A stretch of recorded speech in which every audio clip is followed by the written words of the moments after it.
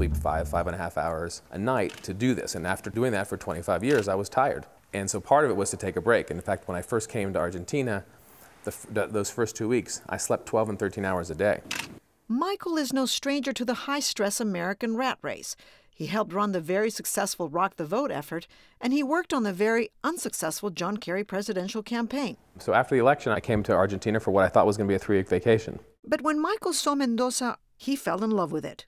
He found new passions and created a business like no other in the world. I never even dreamed in my wildest dreams that I would live in another country. If you believe with our premise that Mendoza is Napa 30 years ago, what does Mendoza need to reach its potential in terms of wine tourism? What businesses might be profitable and what businesses might be needed? He teamed up with a local partner whose family had experience in the wine industry. Together they created the Vines of Mendoza, selling private vineyard estates. Here in Argentina, the costs are a fifth or less of the cost of doing a similar project in Napa. So we bought a big piece of land. We've got about 950 acres, and we've divided it up into 100 small vineyard estates where people have their own parcel of land. It ranges between 3 and 18 acres. We plant the grapes to their specifications, and then once the grapes are mature, we make wine for them. They're from about 60% from the US, a good chunk from Western Europe, and recently we've expanded our base of owners in South America. Michael came from a family of foodies and often spent vacations in the wine regions of France, Italy, and California. But when he first arrived in Mendoza, something clicked. My now business partner, Pablo Jimenez Reilly, showed us all around Mendoza, every nook and cranny, and I just completely fell in love. It was just a magical experience. And the timing was right. His personal life was in shambles. It was a perfect storm. In the previous year, I got divorced. I sold my house and put all my things in storage. So initially it was, I'll stay here for 6 months and then go back. But the longer he stayed, the closer he came to finding a part of himself he had not fully explored.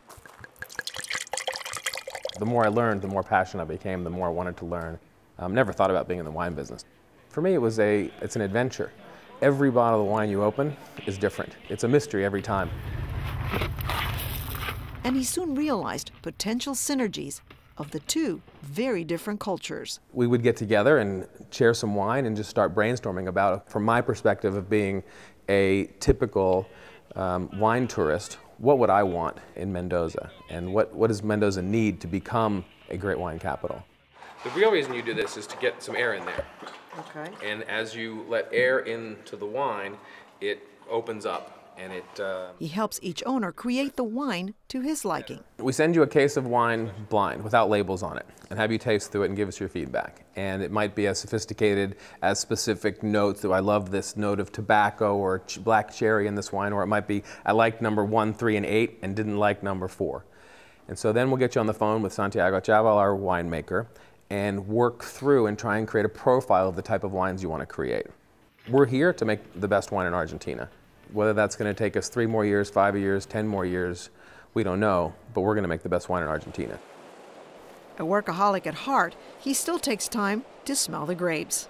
Uco is a Labrador Retriever, Black Lab. She's named Uco for the Uco Valley, which is where our vineyard is located.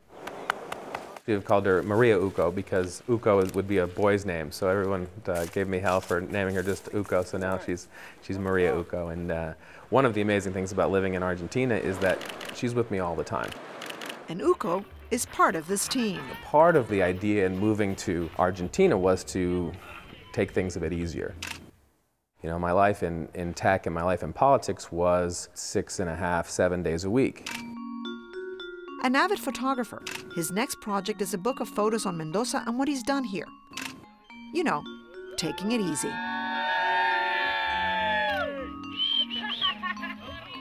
And we still work hard, but I love it.